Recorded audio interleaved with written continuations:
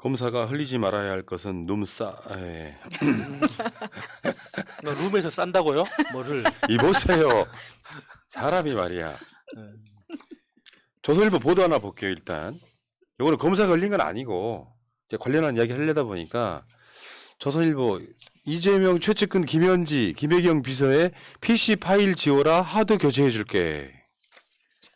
그러니까 이게 조선일보 이 개 나쁜 새끼들이 왜 이런 짓을 하냐면은 이미지 뭔가 나쁜 짓을 했기 때문에 지워야 된다고 말하는 건데 간단하게 답해 주세요. 저게 그러니까 국회에서도 저런 경우가 있는데 국회에서 이제 1인당 2대의 PC가 지급되거든요. 근데 그 PC가 불편합니다. 그러니까 개인 노트북을 가지고 와서 일을 하는 직원들이 엄청 많아요.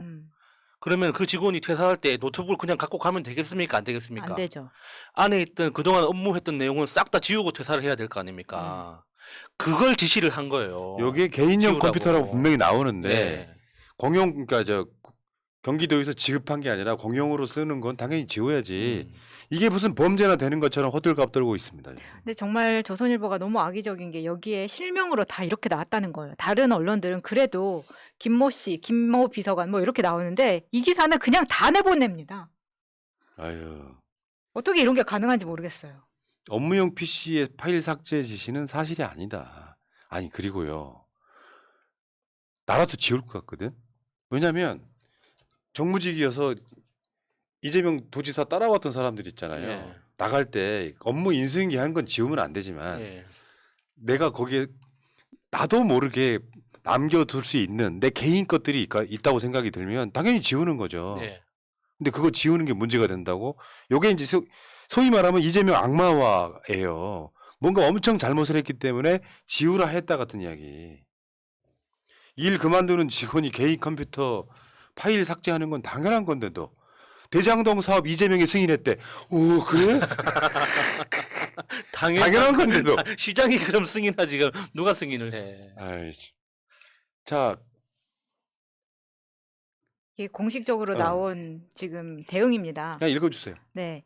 김모 보좌관이 지난 대선을 앞두고 경기도청을 떠나면서 배모 사무관에게 업무용 컴퓨터 파일 삭제를 지시했다는 보도는 사실과 다릅니다. 김모 보좌관은 이재명 대표가 경기도지사로 있던 당시 도지사 비서실에서 근무하였습니다.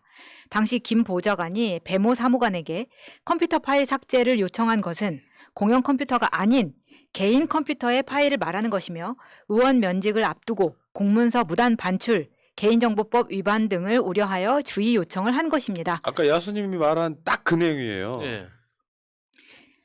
근데 업무에 관련된 건 지우고 나가줘야지. 갖고 가면 안 되지. 특히나 이제 뭐 그 도지사 비서도 마찬가지겠지만 뭐 국회의원 비서관들도 그 다루는 파일에 개인 정보가 엄청 많이 들어가 있습니다. 예를 들어서 뭐 국정감사를 하기 위해서 가스공사 임직원 명단을 제출을 해라.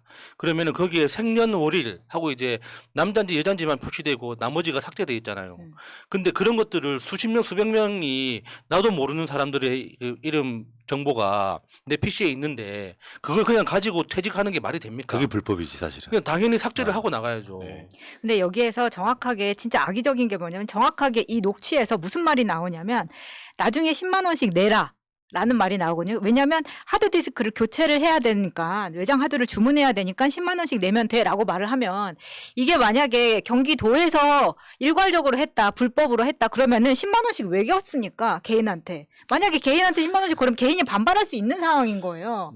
근데 이거 10만 원은 니들 컴퓨터고 개인에서 하는 건데 니들이 여기에서 지우면서 발생한 손해는 니들 10만 원씩 내. 우리가 이거 외장 하드는 사다 줄게. 그냥 일괄적으로 예, 예. 그렇게 할 수 있는 거잖아요. 그거에 대한 게 증거가 바로 이 녹취에 나오는데도 불구하고 악의적으로 기사를 그걸 이렇게 쓰는 거죠. 악마적으로 보도를 하고 뭔가 지웠다 이런 식으로 단독. 아이고 조선일보 열일을 하십니다. 조선일보 방가 종업원들. 지금 정진상 전 정무조정실장 재판이 시작됐어요. 31일부터.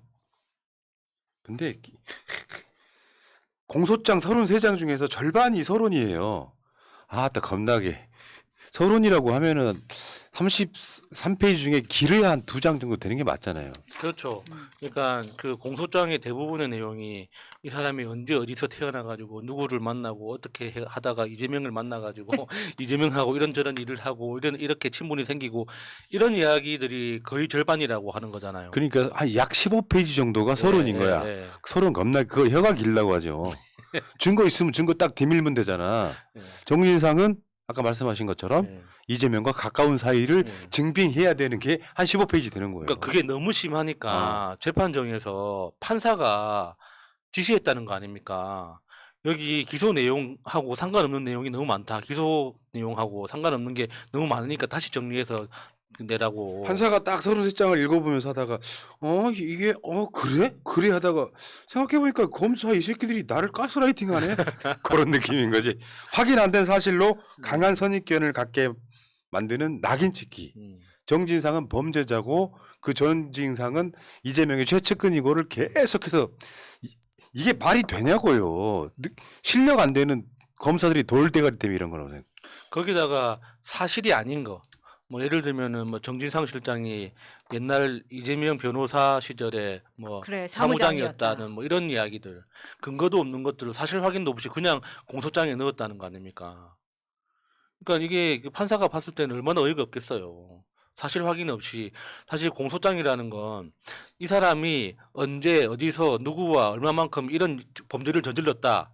그래서 이런 정도의 형량을 요구한다. 끝. 이거거든요.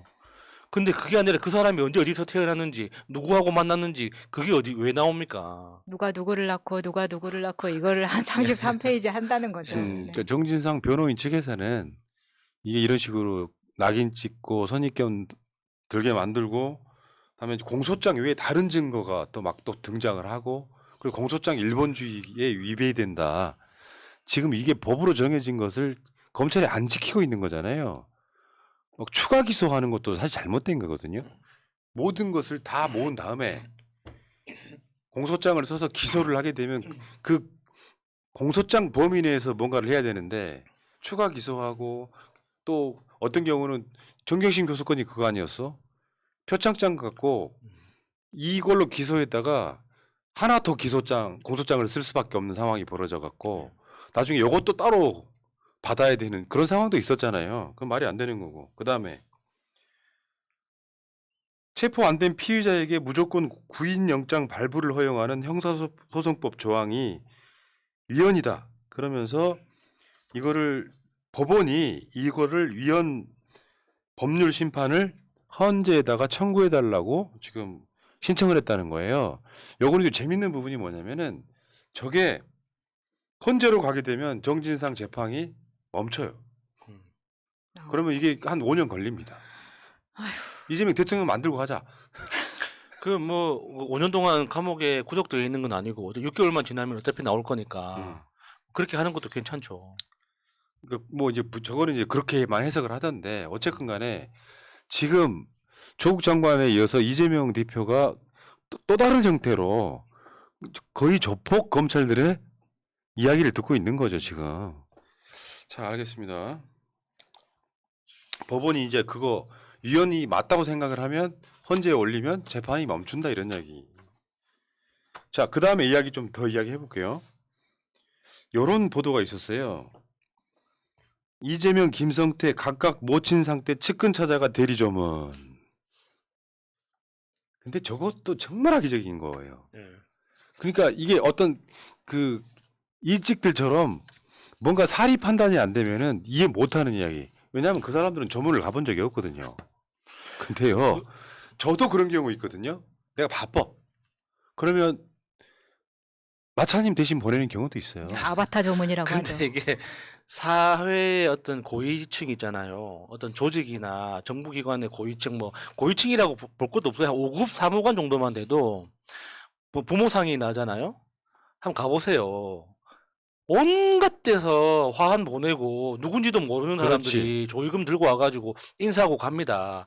그래서 나중에 이제 그 조의금 정리하다 보면 도대체 이 사람이 왜 왔는가 이해 안 되는 사람들까지도 오거든요. 실제로 김성태는 이재명 대표의 전화번호를 몰라. 전화번호 안다는 이야기 아직까지 없어. 그렇게 갈구고 있는데도 검찰이. 근데 뭔가 이런 정도에 가까운 사이라면 이재명 도지사가 직접 갔겠죠. 그렇죠. 직접 가죠. 근데 이렇게 챙겨야 될 게 경제인, 정치인 하면요. 내가 봤을 때는 한 달에 몇십 명 이상 돼요. 그럼요. 그래서 아마 경기도청 지금 이렇게 지자체장들은 다 아실 거예요. 이런 식의 조문이 얼마나 많은지. 네. 그럼에도 불구하고 마치 이게 내가 직접 가면은 위험하기 때문에 내 대리 조문을 보냈다라는 식으로 지금 가고 있는 겁니다. 말이 안 되는 거죠. 김성태도 이재명 지사를 아는 사이였다면은 이재명 지사 모친상 때 측근 보냈겠어요? 직접 가지.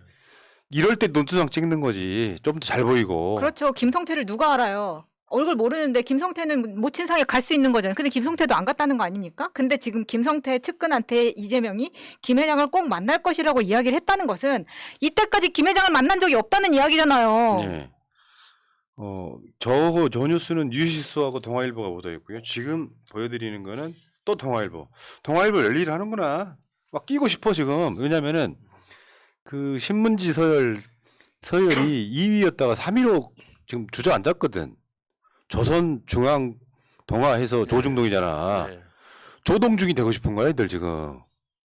이재명 모친 빈소 찾은 김성태 측근의 김 회장 꼭 만날 것이다. 나 이게 더 코미디 같은 게 뭐냐면 쌍방울 김성태 회장이 이제 저를 보냈습니다 해. 그러면은 거기에 안 만날 거예요. 그럽니까? 보통 누가 와서 이렇게 조문할 때 길게 이야기도 못 해요. 그렇죠. 인사를 받거나 이렇게 그런 자리가 벌어지면은 나중에 김성태 회장 꼭 뵙도록 했으면 좋겠습니다. 그 말은 이재명 도지사는 별로 의미가 없는 말이지만 따라온 비서나 이런 사람들, 대신 온 이런 사람들한테는 굉장히 중요한 얘기가 돼서 회장한테 가서 전화하겠지. 언제 한번 꼭 만나자고 이야기했다고. 그거는 또 실무선에서는 그냥 그렇게 이야기했을 수도 있어요. 이재명 쪽에서는 새누리당 김성태인지 뭔지 어떻게 알아? 그러니까 요거는 뭐냐면은 언제 밥 한 번 먹자랑 똑같은 말이야. 그렇죠. 이게 이 사건의 본질과는 아무 상관없는데 이런 식으로 계속 날이면 날마다 단독으로 나오는 거예요. 이거 검찰발이잖아. 김성태를 이번에 잡아다가 조사해보니까 이런 내용 나왔다. 김성태만 조사합니까? 김성태 측근들 지금 20명인가 기소하는 상황인데 그러면 무슨 말을 못 만드는 딱 제2의 유동규가 나오고 있는 거예요. 그러니까 이게 대장동도 안 통하고 성남 FC도 안 통하고 변호사비 대납도 안 통하고 다 안 통하니까 다시 새로운 건을 하나 만들어내는 거예요. 재밌는 거 하나 보여드릴까요? 유동규 말인데요. 2019년 3월에 비닐봉지 2장을 겹쳐 현금 3천만 원을 넣고 그 위에 과자를 덮어 안 보이게 했다. 뭐 과자는 뭐 조리퐁으로 덮었나? 이거는 이제 디테일을 보여줌으로써 진짜 그랬나 보다라고 착시가 들게 만드는 그런 효과인데 그다음 2013년 2014년 명절 무렵 성남지청 정진상 전 시장 사무실로 찾아가 책상 서랍에 현금 1,000만 원이 든 봉투를 넣어뒀다. 아, 책상 서랍이 받았다. 여기 이제 작년 10월 달에 검찰 조서에 나오는 내용이라는 거예요. 근데 이 당시에도 지금 CCTV랑 다 있던 시절 아닌가요? 그렇죠. 그러니까 이 돈은 428억 그 돈이 아니고 평상시 때 이렇게 돈을 정진상한테 줬다 이야기하는 거예요. 이제 김용한테 가방으로 전달하는 게 안 되니까 이제 없어도 되는 과자 비닐봉지로 바꿨나 보네요. 비닐봉지 2장을 겹쳐 현금 3천만 원을 넣고 그 위에 과자를 덮어 안 보이겠다. 그러니까 그 과자 부스러기 때문에 돈이 더럽혀지지 않도록 비닐봉지를 덮었다는 거예요? 무슨 말입니까? 도대체? 이거는 살인사건 재현하는 것처럼 똑같이 재현시켜봐야 된다고 네. 봅니다. 자, 검찰 이재명 대표가 그런 이야기죠. 소설이라고. 네. 소설에는 디테일 작가가 따로 있는 경우가 있어요. 큰 얼개를 본 작가가 잡고 그 작가가 바뀐 거죠 지금. 유동규 발 기사가 엄청 많이 나옵니다. 이럴 때 기자들은 굉장히 디테일하게 질문을 해야 된다고 봅니다. 왜냐하면 그때 과자는 어디에서 구입을 했고 무슨 상표였으며 이런 것까지 물어보면 유동규는 대답할 겁니다. 그런 건 검찰에 물어보세요. 아닙니다. 그 과자는 제가 좋아하는 맛동산입니다. 아 유치해서 진짜. 자, 근데 잘 기억하세요. 저 아까 보여드렸던 화면 2개는 유동규가 정진상 정무조정실장한테 돈 줬다는 이야기고 다른 섹션에서 그 이야기를 다시 한번 해보겠습니다.